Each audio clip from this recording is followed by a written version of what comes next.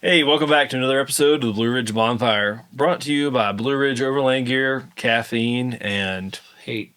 Oh, no, sorry. sometimes it depends. Rick was feeling pretty sassy earlier. No, so I didn't have my second coffee, and so I was maybe not. I was Sorry. maybe not in a good place earlier today, but it's been remedied. Brandy, You're better now? Brandy was just like, I'll be right back, and brought back a cup of coffee, and things have got better since then. Oh, that's good she knows you. Yeah.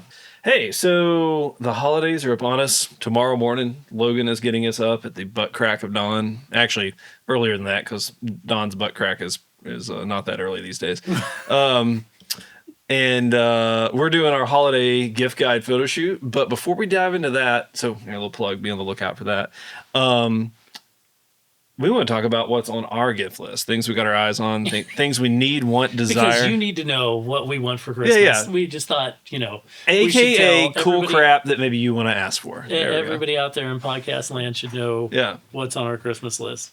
Now's maybe the time to also plug. I mean, maybe some of these will get your wheels turning for the Outdoor Adventure Rendezvous this weekend. Oh, yeah, that's true. Yeah, we've got a heck of a crowd. Just in there kind of reviewing the list. We're pretty excited. The flea market has morphed into the Outdoor Adventure Rendezvous, and we've got a bunch of folks signed up to come sell, camp, enjoy the corn maze.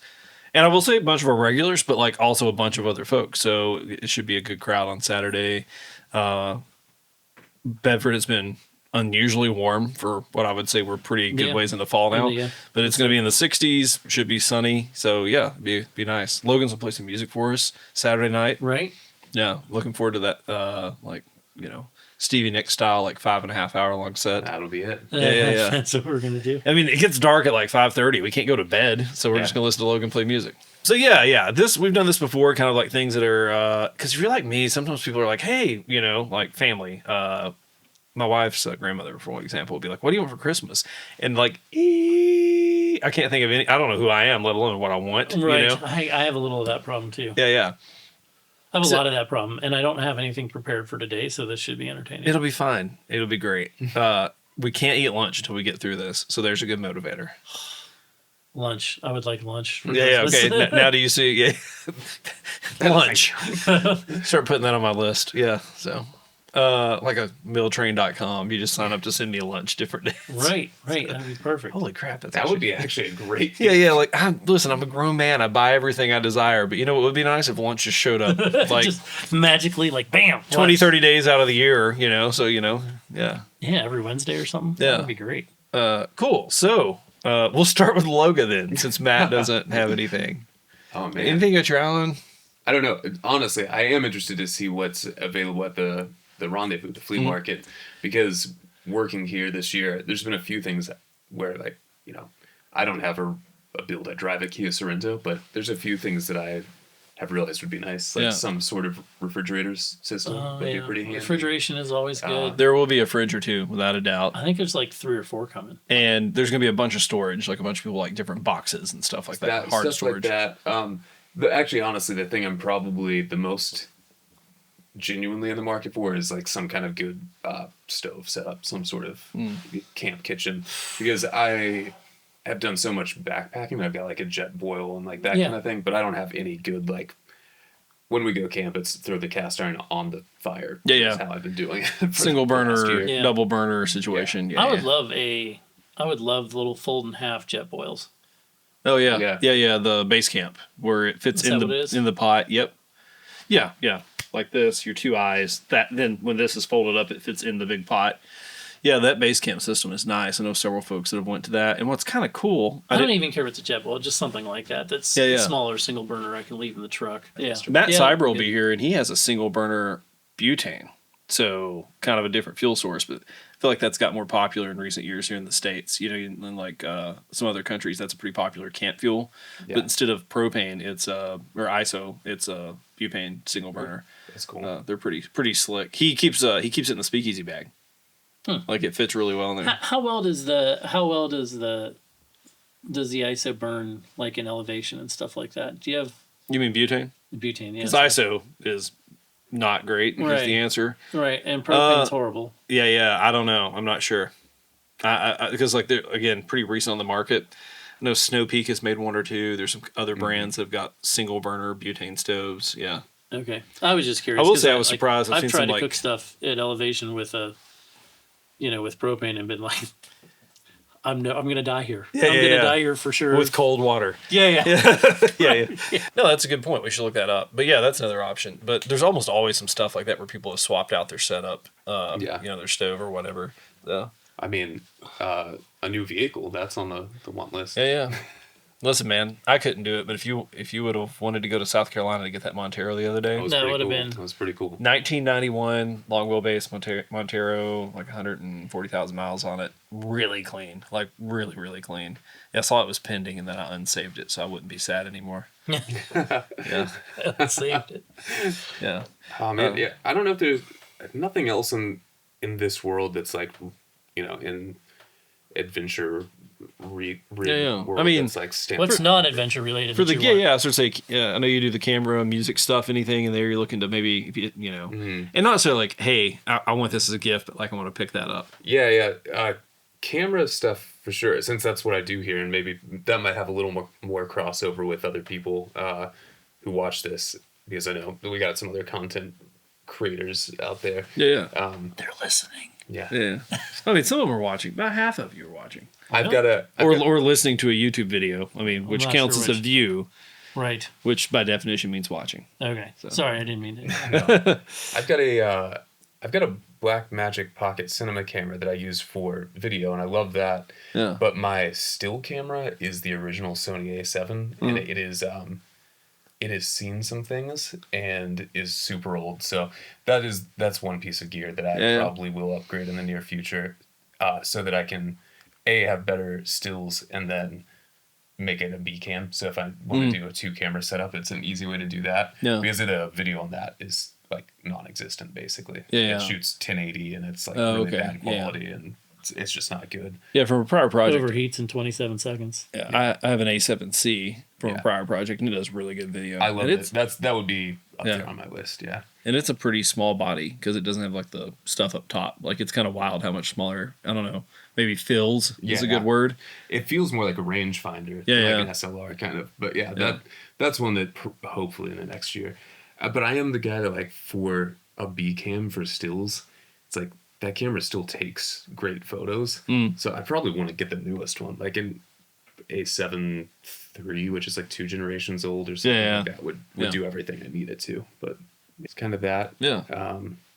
On my list, I've got a new got to go bag. That's yeah. The elves have got to get to work though. Yeah, well, Santa's got to get to work. The elves started on the last prototype today. So oh, cool. Yeah. So, what I meant was like Matt needed to finalize some things. That was the shade I was throwing for anybody wondering. Yeah. So theoretically, the elves are in process, and I will have one by Thursday. And we can edit this out because we have that power. But maybe if this is too early. But you know what? I want you to get that done too, because you know what I'm excited about? This backpack you've been pondering. So that's another thing I want for Christmas is a backpack that you designed and made. That I made. Yeah. Yes. It's interesting when your Christmas gifts are things you can only give yourself. Well, I mean, going back to the I'm a grown man, and I kind of make and build whatever I want. As far as things that like, you can never go wrong with wool socks. Yep. Good wool socks, you can't ever go wrong with. I think Rick and I were having an undergarment discussion earlier today. When you're a kid and you get socks and underwear, you're like, oh man, but if I get good socks or good underwear now, I'm like, score. I'm a winner. I'm a winner. Good socks, dude. They make a difference. Yeah. Socks and underwear are on my list for this year because you only get them once a year, so you might as well embrace it. I need some like tool drawer storage organization, and there's been a bunch of that. I have some interest in. I don't know that I want to own a 3D printer, but I want to leverage one heavily, I think. Yeah. And for some like trays or something. Yeah, it just misses. I mean, there's some stuff I think that I like organization-wise it might be interesting, but there's just some other stuff I want to print. Who makes our socket rails? I'm blanking out. Tecton. Tecton just had an email about some new like stackable tray things they have. Yeah, I saw that. And then there's some magnetic ones that are pretty slick that are recently out that I have some interest in. Tecton, if you like tools and you're looking for gift ideas, get on their website. You will find them. They do have a lot of nice stuff, and it's U.S. made company. And Yeah. Out of Michigan, I think, which I'll forgive them for. Crazy fast shipping. They ship fast. Yeah. Take good care of you, and seem to do good customer service. And we've had I have a lot of their They're stuff. compact. They're plastic, but man, they're good. Their socket rails have been really good. I've been super happy with those. Their socket rails are super smart. Yeah. I mean, that's probably one of the nicer ones I've seen. And I have some of the plier organizer pieces that are handy. I don't know that they're excessively special, but they work well and they're affordable. Yeah. As far as I think I'm going to slowly start like small things, start swapping over to the Tecton. Yeah, that's what I've been doing, just here and there. If I need, if I'm needing to replace a set of something, or I've got some broken pieces or lost pieces, I've been doing that. Yeah. So socks, tool organization, underwear.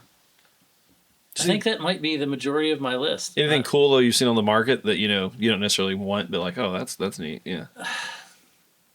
I have not been doing much looking, I guess, lately. Yeah. I mean, it's almost like you didn't know the topic of this podcast until right before launch. Well, it's almost like that. We've been focused on making so much stuff lately, and we've got a bunch of projects going on between here and obviously doing some work with Ray Allen. They have a bunch of projects going on, and I've just been a little plug for Ray Allen. If you have a smaller dog and you want it to look like it's ready to storm a country, you need to keep an eye on their site soon. Next week is going to be a big week for them. They've got some really cool stuff coming. So there's some stuff like that that's just occupied all of my time and effort lately. So I have not done any looking hardly at all. Yeah. Was something else I wanted that was Black Friday. I want a diode laser, I think. Oh, okay. I'm pricing most people out of my Christmas lift with that. What is a diode laser? So it's there's like CO2 and fiber, and then sort of the new thing is called a diode laser, new-ish, I guess, of that group. It's called a diode laser, and it does a little bit of what both of them will do. Like, okay. CO2 lasers will, kind of engrave on. They don't work on metal, basically, is what it amounts to. So they won't engrave metal very well. You can do some things, but like heavy aluminum, they won't engrave on. They won't, it just. Some of that stuff they don't work on. But they cut really fast and they run fabric really well and they're a pretty economical tool. Fiber laser gets, pretty pricey to get anything decent sized. But they'll cut metal. I mean, that's like their job and they do that pretty well. Yeah, seriously, some of those though, just by nature of design, like more delicate stuff, like engraving leather, maybe a little bit harder on those, right? Like, that wouldn't really be its forte. Yeah. But if you wanted to cut pieces of plate out or cut things or engrave on metal, the fiber ones do really well. The diode ones, my understanding is do well on or will engrave on metal. I don't know that they cut it necessarily, but I want an engraving tool basically, and I want something that's sort of portable. And there's some pretty inexpensive like some of those desktop lasers, This is not. They make some that aren't even desktop. I mean, they're just like almost like you pick them up, sit them down on top of something. Oh, so you mean like detailed engraving? Oh, and turn them on and let them rest. That's cool. And they've come down price wise. Yeah. Quite a bit. I think that's kind of interesting. I think the 3D printing thing is interesting. Yeah. And that would be cool for like etching jobs. Essentially like. Yeah, I think there's some neat stuff you could do with that. So I want to do some messing around with. The 3D printers have just gotten way better recently. I know my brother's had 2 now. Yeah, I mean, I think the cost of good ones has come down. That's where the issue is. I mean, I think there's been some pretty good printers out there, but I think that they've just been, I don't know, I forget what the measurement is, but I think you can, like now, I think for a few $100 you can buy a decent. A decent 3D printer. Like under 4 or 5. And I mean, there's some cool stuff out there, like something that I've yet to buy, but my truck, the ZR2, if you upgrade to LED bulbs, they work in the lenses.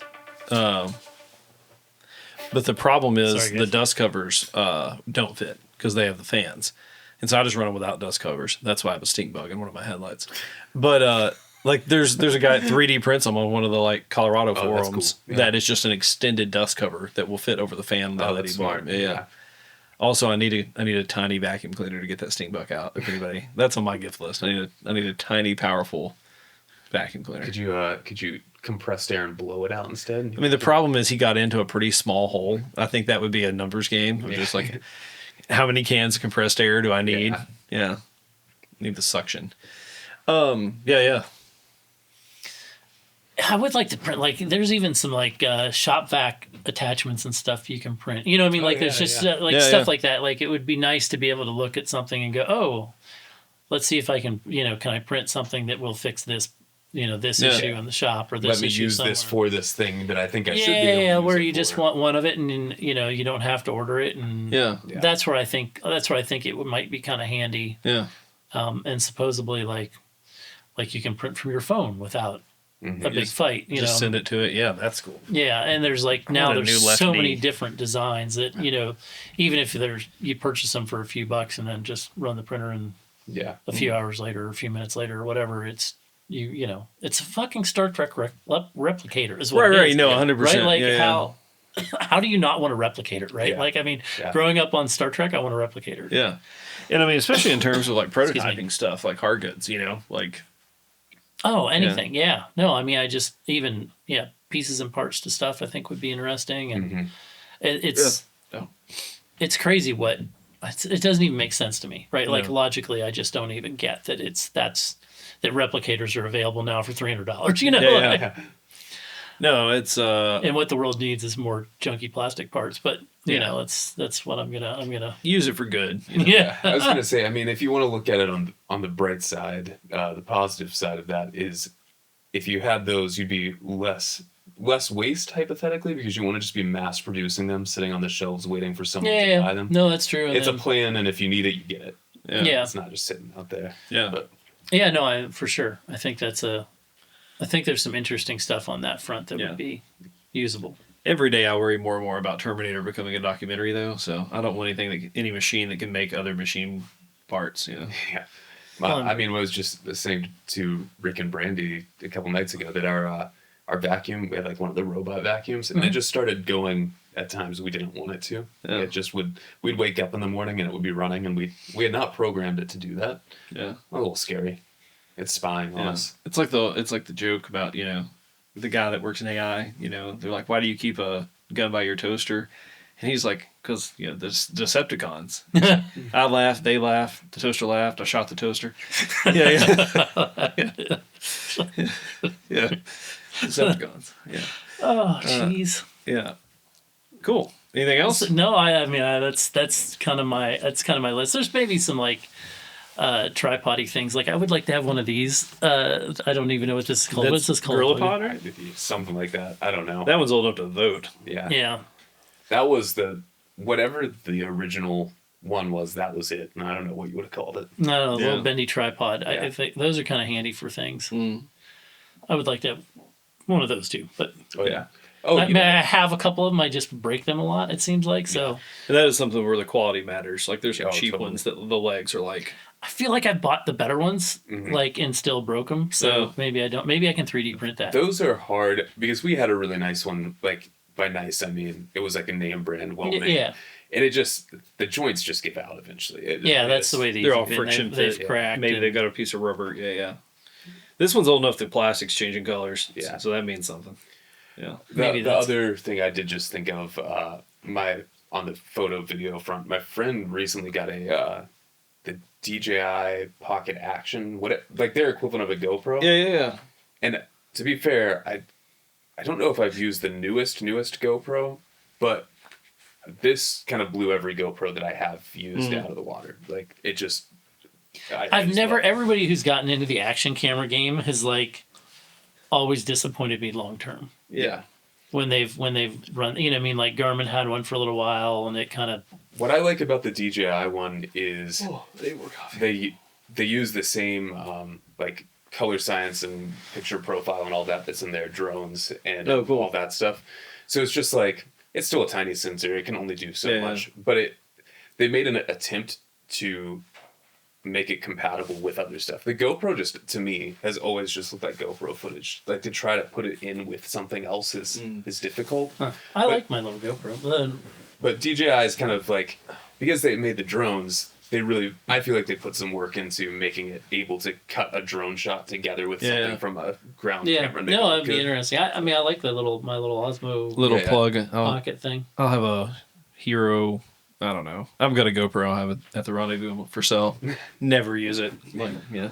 I strap mine to stuff all the time or put it in places that I just don't care about it. Yeah. Like I do that. Like if Nora's roping or something, I'll pop my GoPro out and sit it right in front of the chute and let the cows run over it. Yeah. And like that's kind of entertaining. You know what I mean? Like I stuff it in places where I'm like, don't care. Yeah. I don't want to be there. Yeah. Right. Or I can't be there because I'll die. You know? Yeah. I just never use mine. I've used it for like some dash, like windshield mount footage before, but I've just never got that like excited about that kind of stuff. So I've melted a few GoPros under moonshine stills. Yeah.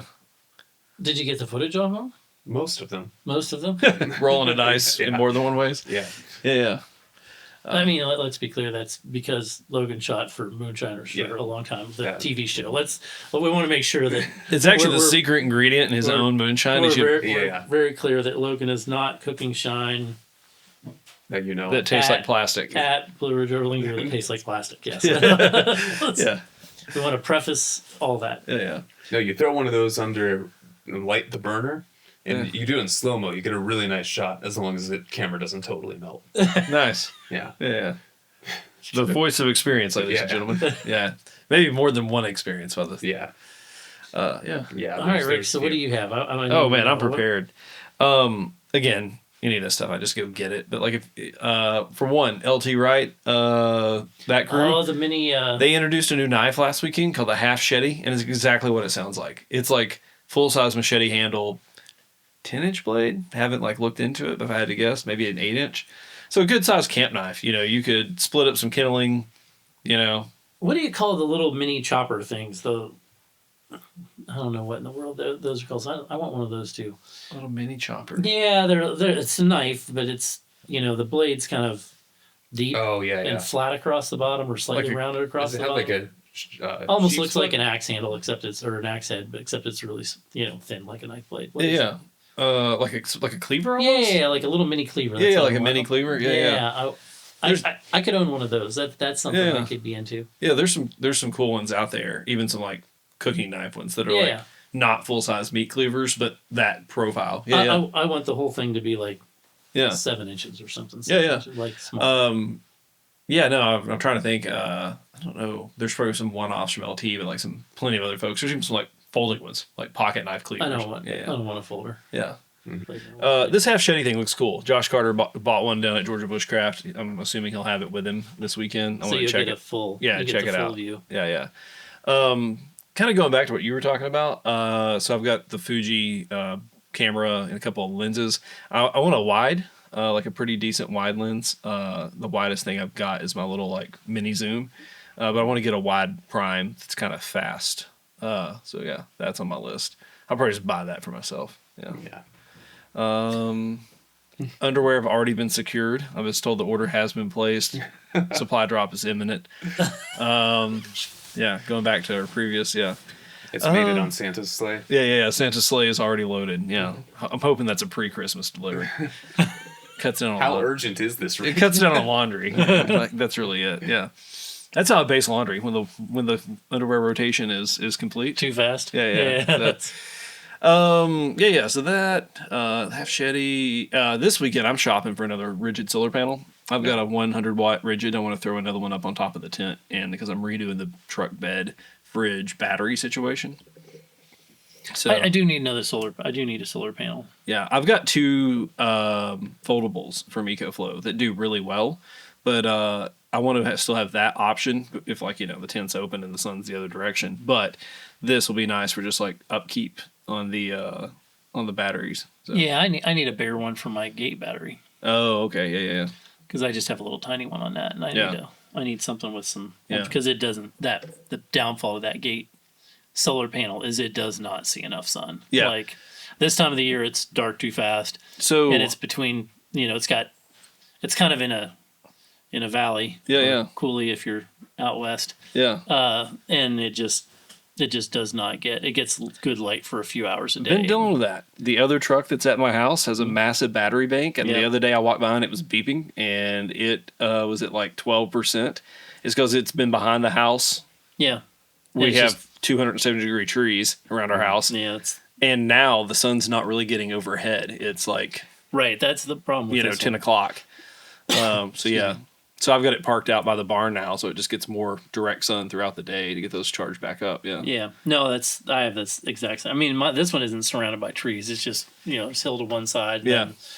Then, kind of mountain to the other. So the sun doesn't actually get up and see it till probably 9 or 9:30 this time of year. Yeah.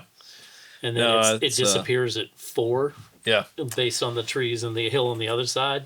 No, that was kind of shocked me. It's like these battery banks are huge, but they're never they're not getting any sun. Yeah, and that's the other problem is once they are down, it takes a minute to charge them back up. Because there's like 200 watts of solar. That's the problem with solar panels. Period. Though, as far as I'm concerned, there's so many places that you're just down in a holler someplace, and there's at least here, and the sun just doesn't come up. That's why I doesn't come up for long. The last thing that was on my list I just ordered for myself. I'm a big fan of Jim Green boots. I've got 2 pairs, like a work boot and a hiker, and they've got like a slip-on Chelsea Blundstone looking thing.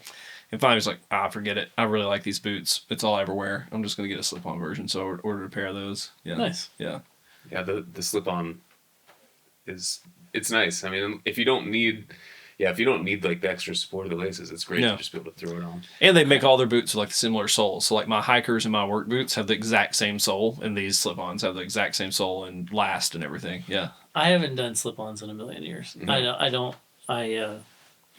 I just don't. I don't do it. I don't do it. I think the problem that you have with slip-on boots is you don't get enough work done in the day. Because it's just too fucking easy to take off and quit. Oh, but if I have lace-up boots on, like even if I sit down, if I don't take them off, I'm still all right. I mean, like last night, I ended up in the garage till like midnight, like working on something, and I sat down at like 6, ate dinner, fell asleep for like I've quit. Yeah, I've quit. When I take my boots off, I've quit. Well, if I have slip-on boots, it's too easy because at 6 o'clock when I sat down, I would have taken them off, and then I would have been quit. But I didn't. Because I had my lace-ups on, I'm like, I'm not bending over and doing this. And then at like 7:30, I'm like, okay, I might as well I still got my boots on. I might as well go get some. For me, though, it's easier to put them back on, so you get back into action quicker. But I don't. When my boots come off, it's over. Like I have quit for the day. Yeah, no, I think for me, like the slip-ons, because my muck boots live by the door, and if I'm just running out to the truck, or something like that, need to walk down, swap out a game camera battery, throw on the muck boots, so.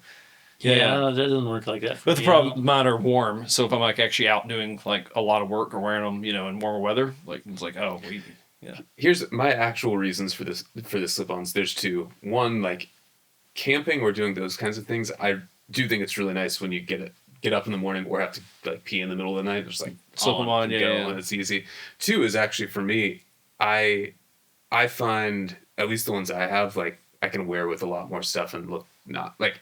I wore them to a wedding recently. Yeah. It's like it was a more casual wedding, but I would feel slightly weirder. Red Wings, you can get polish them up. Yeah. These are Danners. They're actually U.S. made Danners, but you do have the mock toe. I feel like mock toe can look nice too. I wear them to everything. I wear them to like relatively formal business meetings. I wear them to like I have another pair they're kind of Roper style.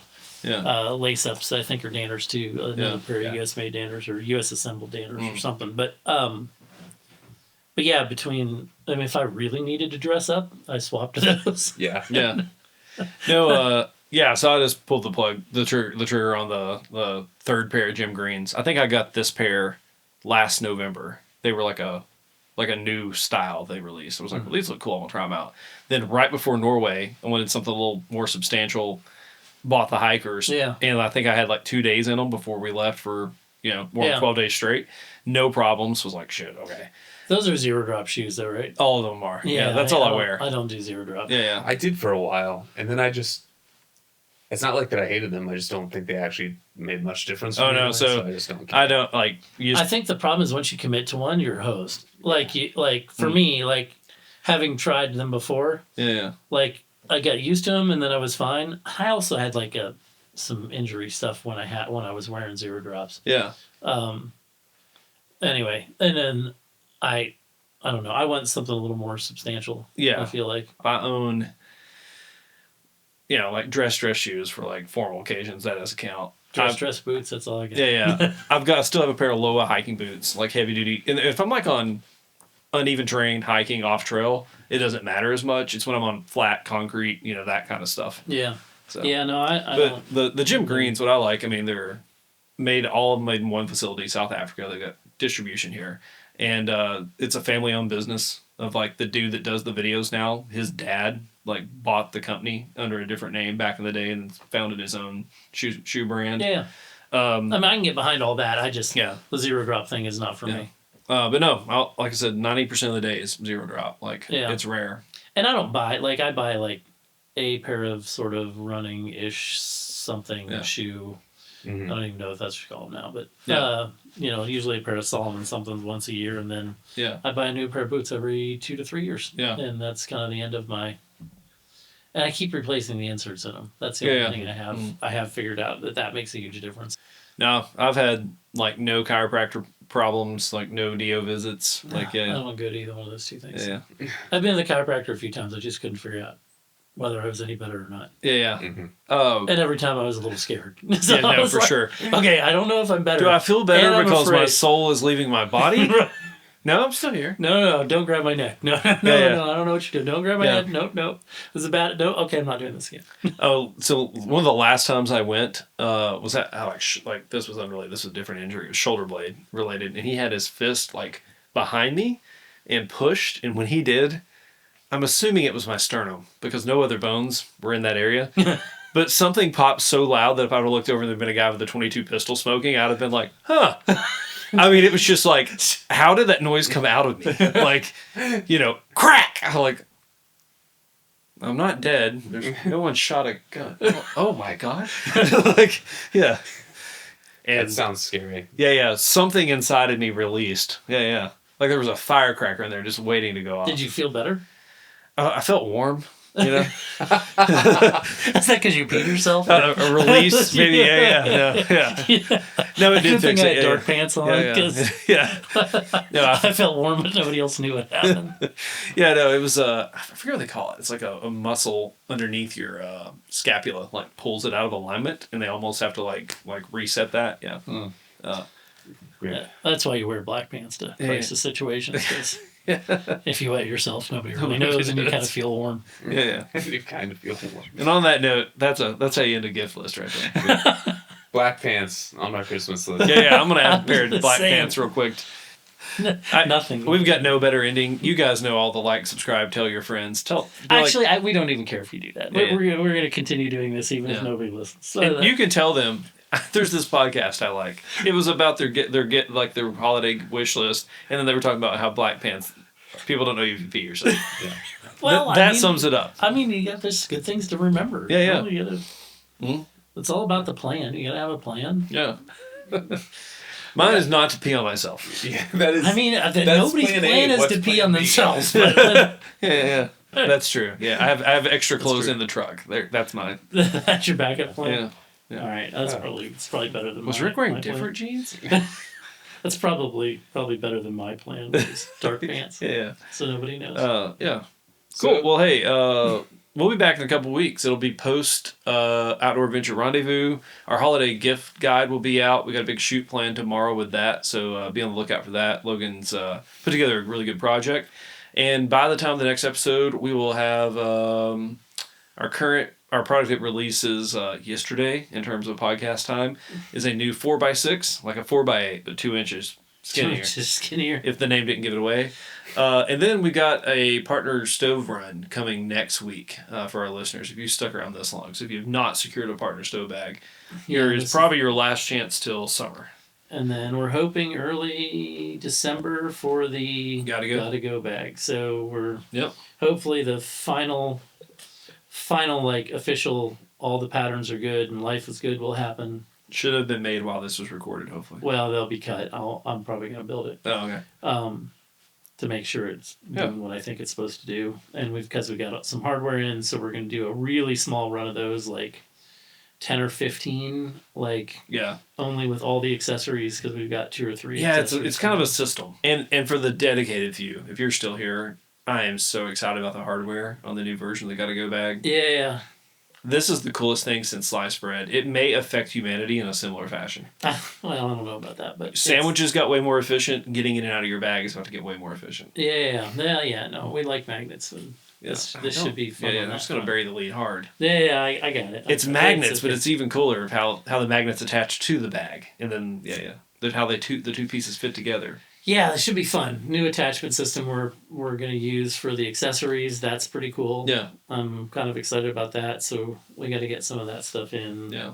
Stealing some knife maker hardware to make some stuff that comes on and off really slick. And I've been carrying a very old Gotta-Go bag, and I kind of forgot how much I enjoy that bag. Like, Yeah. Yeah, no, that's a great piece of kit. Yeah. And technically, for those of you who care, the back panel. The back pocket. The back pocket holds a full-size shooter plate. Yeah.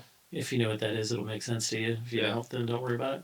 Yeah. But works as a personal item as well. Yeah. Not the shooter plate. I don't think you can take that through the airport, so be careful. Yeah. You can take it into the airport, but you can't leave the airport. Yeah, they're probably not going to. There's all kinds of things you can take in the airport. It's getting on a plane with it are problems. Yeah. Getting back out of the airport. Yeah. But all right. Big fun. Let's eat lunch. Let's lunch. Mark that off your gift list. Right. All right.